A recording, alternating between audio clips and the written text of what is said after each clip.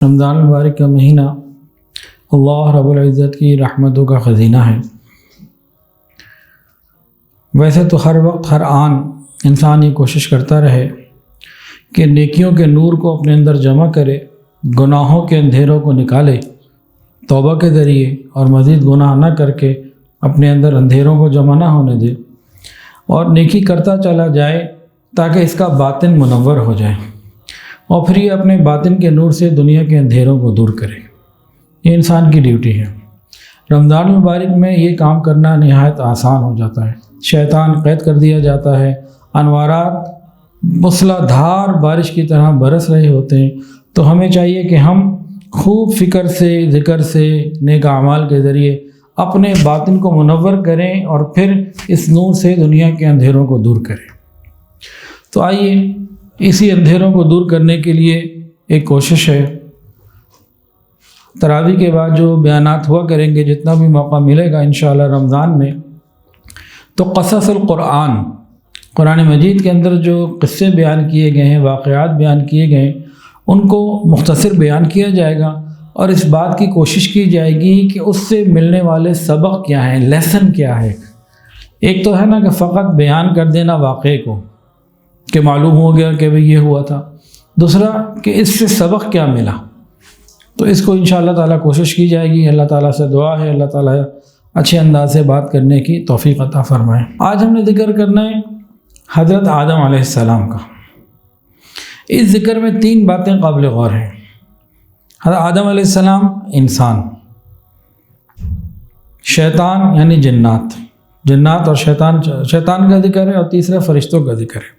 انسان، شیطان اور فرشتے، ان تینوں کا ذکر اس میں آئے گا، اور ان تینوں کے عمل سے ہمیں یہ معلوم ہوگا کہ کس کا انجام اچھا ہے اور کس کا برا ہے۔ قرآن مجید الٹیمیٹ ریئلٹی جو ہے نا، قیامت، قرآن مجید جو ہے یہ صداقتوں کا مجموعہ ہے، الٹیمیٹ ریئلٹی آف یونیورس ہے۔ کائنات کی سب سے سچی باتیں قرآن پاک سے ملتی ہیں۔ حضور صلی اللہ علیہ وسلم پر قرآن مجید نازل ہوا، اور آپ نے قرآن کے علوم بھی ہمیں بتائے، اور اس کے علاوہ بھی جو اللہ تعالیٰ نے آپ کو علوم عطا فرمائے یعنی حدیث، وہ بھی آپ نے ہمیں بتائی۔ اگر نبی کریم صلی اللہ علیہ وسلم کے ذریعے سے یہ علم ہمیں نہ ملتا تو ہم ان باتوں کو سمجھنے اور پہچاننے والے نہ ہوتے۔ حضرت آدم علیہ السلام کا نام قرآن مجید میں 25 آیات میں آیا ہے، اور 55 مرتبہ ذکر ہوا۔ کل 25 آیات میں ذکر ہے اور 55 مرتبہ نام ہے۔ سب سے زیادہ 7 مرتبہ سورہ اعراف میں آیا، سورہ بقرہ اور طٰہٰ میں 5 مرتبہ آیا، آل عمران میں 2 مرتبہ آیا، اس کے علاوہ سورہ بنی اسرائیل میں 2 مرتبہ آیا، اور المائدہ، الکہف، سورہ مریم، سورہ یاسین میں 1 مرتبہ آیا۔ تو 25 آیات میں 55 مرتبہ آدم علیہ السلام کا نام آیا۔ اللہ رب العزت نے، اب واقعہ سن لیجئے، واقعے کے کچھ خلاصہ۔ اللہ رب العزت نے ارادہ کیا کہ میں اپنی خلافت، اپنی نیابت کسی کو دوں، اور ایک ایسی مخلوق بناؤں جو میری ہر طریقے کی قدرت کا شاہکار ہو، اشرف المخلوقات ہو۔ اللہ تعالیٰ نے فرشتوں کے سامنے اظہار کیا۔ فرشتوں نے باوجود کم علم رکھنے کے اللہ تعالیٰ سے پوچھا، یا اللہ، وہ تو پتہ نہیں فساد مچائیں گے، کیا کریں گے، ہم صبح شام دن رات تسبیح کرتے ہیں، آپ کی تعریف بیان کرتے ہیں، ذکر اذکار کرتے ہیں، جو آپ کہتے ہیں کرتے ہیں۔ تو جس طرح سے آپ ان کو بتا رہے ہیں کہ ان کو قدرت ملے گی اور ان کو اختیار ملے گا، وہ کہیں نافرمانی میں نہ چلے جائیں۔ اللہ تعالیٰ نے ان کو پہلے تو یہ سمجھایا کہ دیکھو، جو میں جانتا ہوں تم نہیں جانتے۔ پھر اللہ تعالیٰ نے آدم علیہ السلام کو مٹی سے پیدا کیا، کھنکتی ہوئی مٹی سے۔ مٹی جمع کی گئی، پتلا بنایا گیا، اللہ رب العزت نے روح کی یک کن فیکون فرمایا، بس ہو گیا، آدم علیہ السلام بن گئے۔ پھر اللہ رب العزت نے آدم علیہ السلام کو علم عطا فرمایا، وہ علم جو فرشتوں کے پاس نہیں تھا۔ وہ ذکر، فکر، تسبیحات سب کرتے تھے، لیکن وہ علم ان کے پاس نہیں تھا۔ پھر اللہ رب العزت نے ایک مرتبہ فرشتوں کو حکم دیا، اسجدوا لآدم، آدم علیہ السلام کو سجدہ کرو۔ فرشتے کتنے پرانے، کتنے مقرب، کتنے ذکر کرنے والے تھے، آدم علیہ السلام تو آج کے پیدائش ہے، لیکن اللہ نے علم عطا کیا، ترقی دے دی، فرشتوں کو حکم ہوا سجدہ کرو، فرشتوں نے فوراً سجدہ کر لیا۔ شیطان بھی وہاں موجود تھا جو بہت عرصے سے فرشتوں کے ساتھ عبادت کرتا تھا، اور عزازیل اس کا لقب تھا، بڑا مقام تھا اس کا، طاؤس الملائکہ کہلاتا تھا۔ اس نے سجدہ نہیں کیا، یہ آکڑ خان اکیلا کھڑا ہو گیا، اجماع کے خلاف چلا۔ اللہ رب العزت نے اس سے پوچھا ما منعک، کس چیز نے تجھے روکا؟ میں نے تجھے حکم دیا تھا کہ بھئی اس کو آدم علیہ السلام کو سجدہ کرو، کس چیز نے تجھے روکا؟ آگے سے لاجک دینے لگا، خلقتنی من نار وخلقتہ من طین انا خیر من، میں ان سے بہتر ہوں، مجھے آپ نے آگ سے پیدا کیا، آگ اونچی چیز، وہ مٹی سے، مٹی زمین پہ پاؤں پہ پڑی ہوتی ہے، مٹی سے پیدا کیا، میں بلند۔ سجدہ نہیں کیا اس نے۔ پھر کیا ہوا؟ اللہ رب العزت نے شیطان کو اپنے دربار سے دھتکار دیا، فرمایا فخرج منہا فإنک رجیم وإن علیک اللعنۃ الی یوم الدین، قیامت تک کے لیے میری لعنت تیرے اوپر دفع دور ہو جائے۔ اب شیطان کو یہ تو معلوم ہو گیا کہ مجھے دور کر دیا گیا، اس نے اللہ سے مہلت مانگی، اللہ مجھے قیامت تک کے لیے مہلت عطا فرما۔ اللہ تعالیٰ کی رحمت اور اللہ تعالیٰ کی عطا کو دیکھیے کہ شیطان کو بھی اللہ نے مہلت دے دی، جو مانگا اسے مل گیا۔ جیسے ہی اسے مہلت ملی، بجائے یہ کہ زیادہ شکر گزار ہوتا، پچھلی غلطی کی معافی تلافی کرنے پہ آتا، اس نے کیا کیا؟ اس نے کہا اچھا اب تو مل گئی نا، کہ یا اللہ اب میں ساروں کو بہکاؤں گا، آدم علیہ السلام ان کی اولادوں کو بہکاؤں گا، دائیں سے بائیں سے، آگے سے پیچھے سے، اکثر کو دیکھیں گے تیرے ناشکرے ہوں گے۔ جب اس نے اس طرح کی باتیں کی تو اللہ تعالیٰ نے کیا فرمایا؟ اللہ نے فرمایا کہ دیکھو جو تیری اتباع کرے گا، لمن تبعک، جو تیری اتباع کرے گا تیرے ساتھ جہنم میں جائے گا، اور جو میرے پیارے بندے ہوں گے ان کے اوپر تیرا زور ہی نہیں چلنا، جو مخلص بندے میرے ہوں گے ان کے اوپر تیرا زور ہی نہیں چلنا۔ اب یہ ایک واقعہ ہو گیا۔ اب یہاں سے شیطان کے دل میں آدم علیہ السلام اور اولاد آدم کے لیے نفرت، غصہ، انتقام اور ہر بری کیفیت آ گئی۔ وہ اس بات کے لیے تل گیا کہ میں نے حضرت آدم علیہ السلام اور اولاد آدم کو خراب کرنا ہے، اللہ کے راستے سے بھٹکانا ہے۔ اس کے اوپر وہ جناب تیار ہو گیا۔ اب ادھر حضرت آدم علیہ السلام کو عزت اور مقام ملا، پھر اللہ نے فرمایا کہ آپ اور آپ کی اہلیہ جنت میں رہیں۔ حضرت آدم علیہ السلام کو پہلے پیدا کیا اور اماں حوا کو بعد میں۔ حضرت آدم علیہ السلام اکیلے تھے، جنت کی نعمتیں، ہر جنت کے مزے، جنت کی فراوانیاں، ہر چیز تھی، لیکن اکیلے ہونے کی وجہ سے کچھ خلش سی محسوس ہوتی تھی، کمی سی محسوس ہوتی تھی۔ اللہ تعالیٰ نے پھر جوڑا بنا دیا، محوا کو پیدا کر دیا۔ گویا غور کرنے کی بات کہ انسان کو اللہ نے بنایا ہے یہ تنہائی میں رہ نہیں سکتا، اکیلے نہیں رہ سکتا۔ جنت جیسی خوبصورت جگہ پہ بھی کوئی کمی تھی، وہ پھر میاں بیوی پورے ہو گئے تو وہ کمی پوری ہو گئی، انسان اکیلے نہیں رہ سکتا۔ خیر، اب ان کو فرمایا کہ تم یہاں رہو جنت میں آرام سے، دیکھو فلاں جو درخت ہے نا اس کے قریب نہیں جانا۔ تو ایک ان کو جو ہے نا بات بتا دی اور ٹھیک ہے جنت میں رہو۔ اب وہ جنت میں رہنے لگے، ایک پرسکون زندگی دونوں میاں بیوی گزار رہے ہیں۔ ادھر سے شیطان کے پیٹ میں مروڑ کہ یہ کیوں عزت کی زندگی گزار رہے ہیں۔ اب اس نے کیا کیا؟ وقاسمہما انی لکما لمن الناصحین، قسمیں کھاتا اور کہتا میں آپ کا خیر خواہ ہوں، یقین دلایا اپنی خیر خواہی کا، قسمیں کھا کھا کے، اور کہا اس درخت کا پھل اگر آپ کھا لیں گے وملک لا یبلا، آپ ہمیشہ جنت میں رہیں گے، ہمیشہ جنت کے مزے، ہمیشہ اللہ تعالیٰ کا قرب، کوئی پریشانی نہیں آئے گی، قریب بھی نہیں پھٹکے گی۔ اب آدم علیہ السلام تھے تو نبی، بہت علم والے، لیکن انسان کے اندر ایک بشری تقاضا بھولنے کا بھی ہے، نسیان، بس آپ سے غلطی ہو گئی، آپ نے وہ کھا لیا۔ جیسے ہی غلطی ہو گئی اب کیا ہوا؟ جنت کا لباس فوراً اتر گیا، آپ فوری طور پر پتوں سے اپنے جسم کو چھپانے لگے، دونوں میاں بیوی۔ آپ سمجھ لیجئے کہ تہذیب کا آغاز یہاں ہو رہا ہے کہ انسان نے کوئی بھی کام تہذیب کے لیے جو سب سے پہلا شروع کیا وہ حیا کا کام ہے، اور وہ اپنے آپ کو ڈھانپنے کا کام ہے۔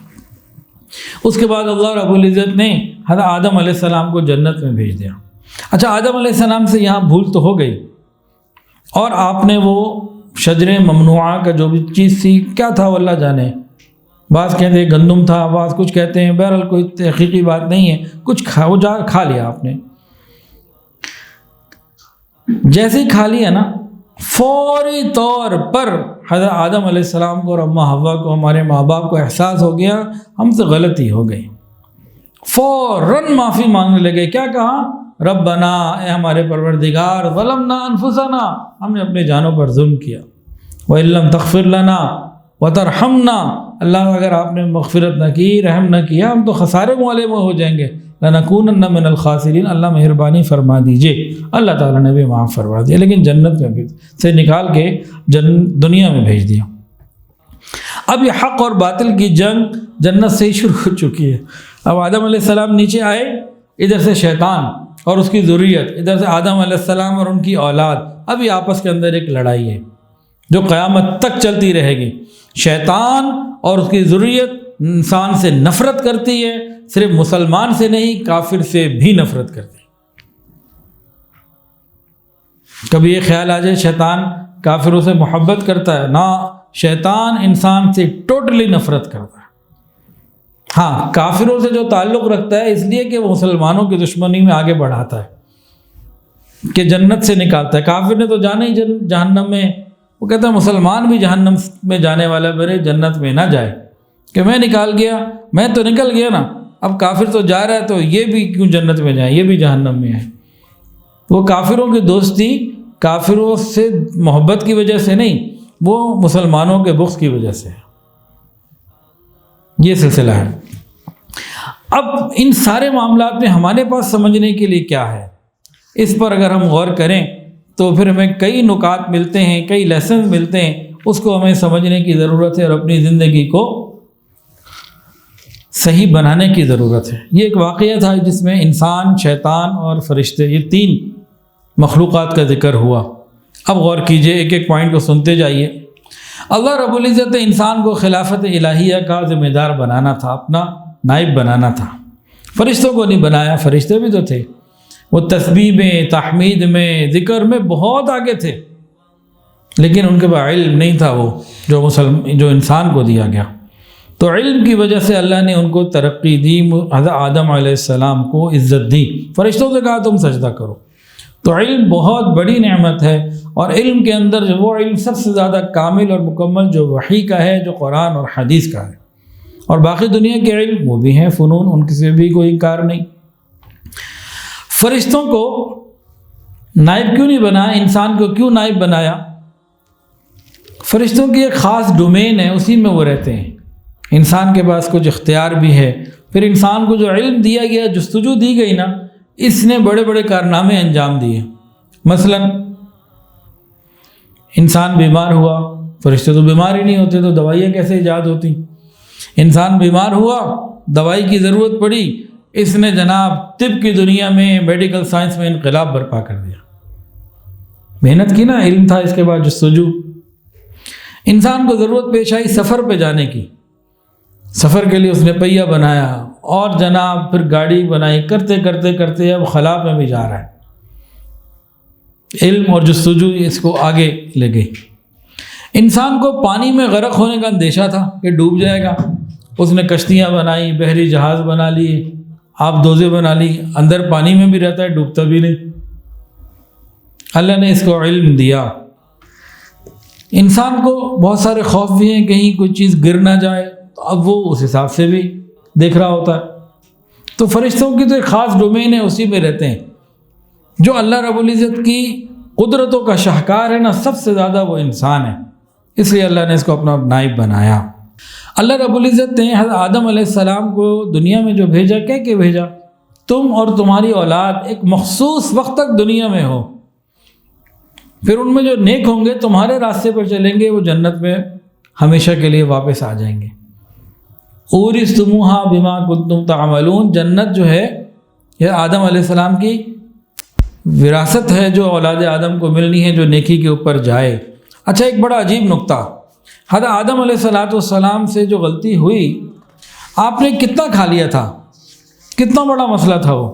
بھائی ایک لقمہ ہی کوئی تھا نا بس، اس سے زیادہ کی تو کوئی بات نہیں تھی، تھوڑا سا کچھ تو وہ کھا لیا، تو اس ایک لقمے کی وجہ سے نیچے آنا پڑا۔ تو دیکھنے میں تو چھوٹی سی چیز ہے نا، کتنی پیاری بات ہے یہ، اللہ نے ہمارے لیے بھی اتنی آسانی کر دی۔ میرے بندوں کو ایک نیکی کر لو جو مجھے پسند آ جائے، چھوٹی سی بھی ہوگی تو جنت میں بھیج دوں گا۔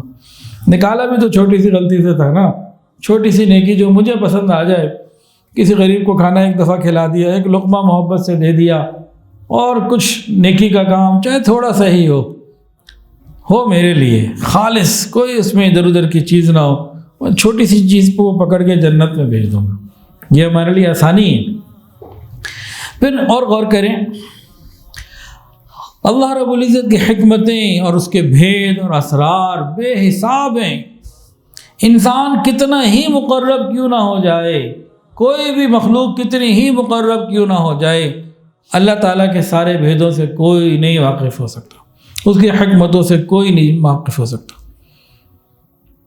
جیسے فرشتے کتنے مقرب، اللہ تعالیٰ سے بات کرتے، عرش کو تھامے ہوئے، جنت کو دیکھا، سارے معاملات کو دیکھا، لیکن جب اللہ نے فرمایا نا اور میں انسان بنانے لگا ہوں، تو وہ اتنے قرب کے باوجود کم علم تھے، اللہ کے رازوں کو نہیں جانتے تھے۔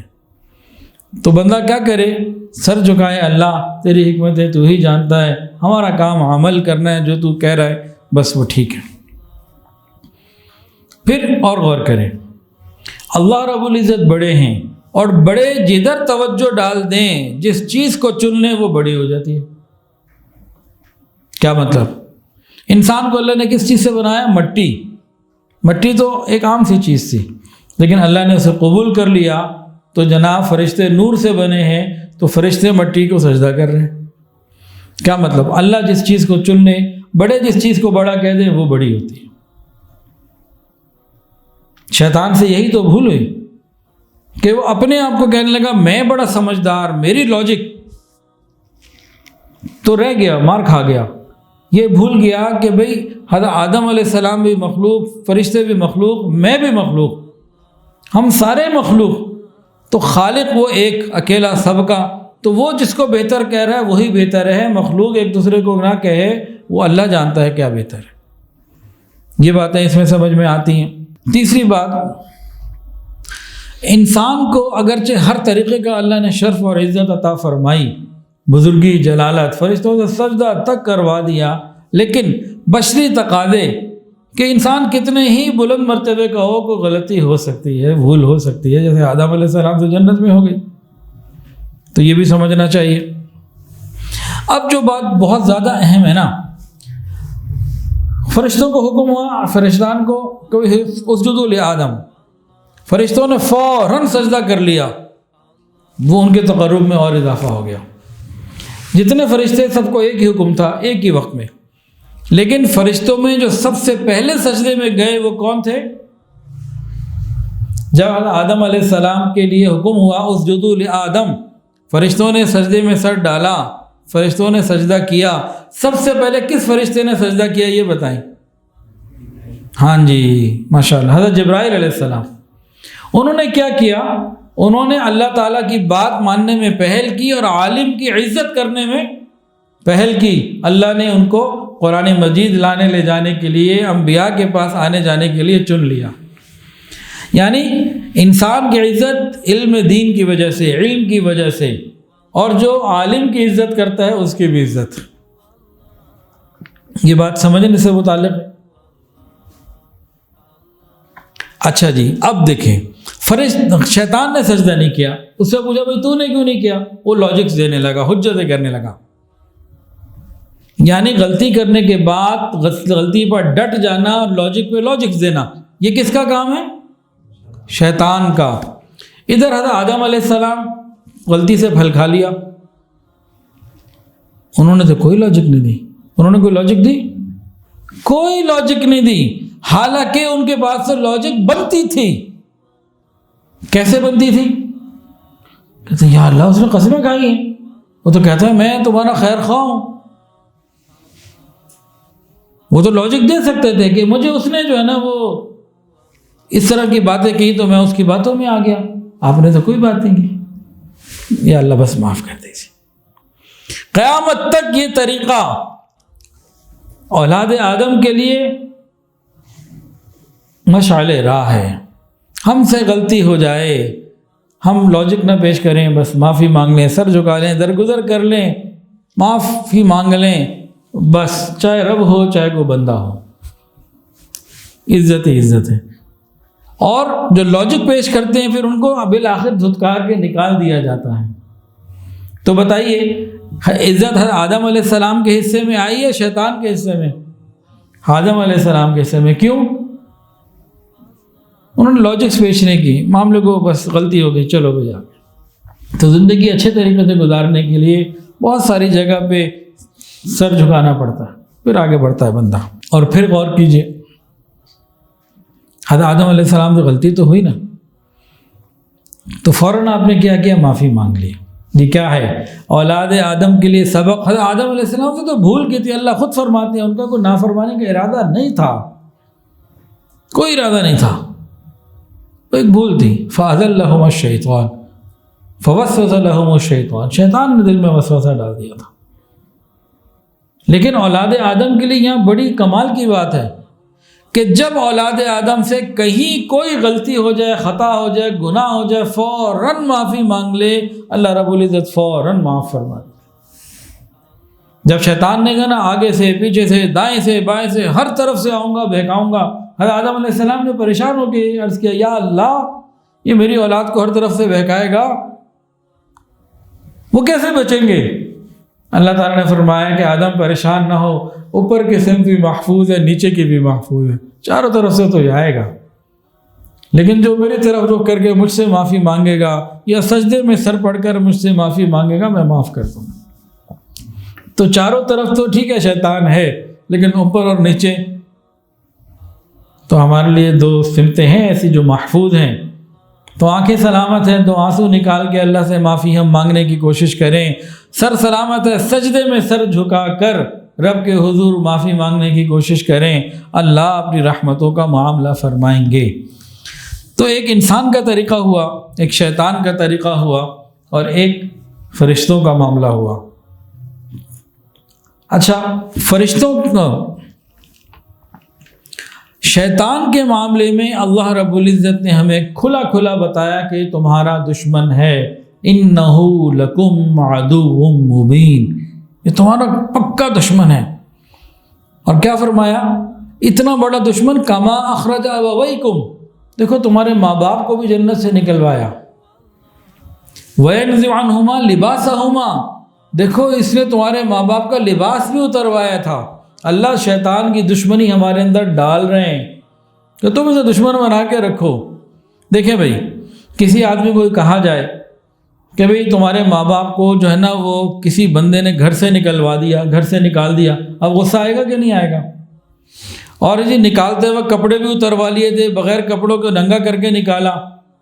اب جس بندے نے یہ کام کیا اس کے لیے ہمارے دل میں محبت آئے گی یا غصہ؟ شدید غصہ آئے گا۔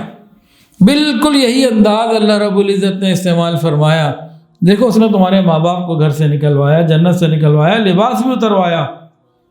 آج بھی شیطان کا معاملہ یہی ہے، گھر سے نکلوا کے لباس اترواتا ہے، لباس اتروا کے گناہ کرواتا ہے۔ تو ہمیں چاہیے کہ ہم اللہ رب العزت کے در پر رہیں اور اللہ سے معافی مانگتے رہیں۔ وآخر دعوانا ان الحمدللہ رب العالمین۔ ویڈیو کے نیچے سبسکرائب کے بٹن پہ کلک کریں، بیل کے آئیکن پہ کلک کیجئے تاکہ ہر نئی ویڈیو کی نوٹیفیکیشن آپ کو مل جائے۔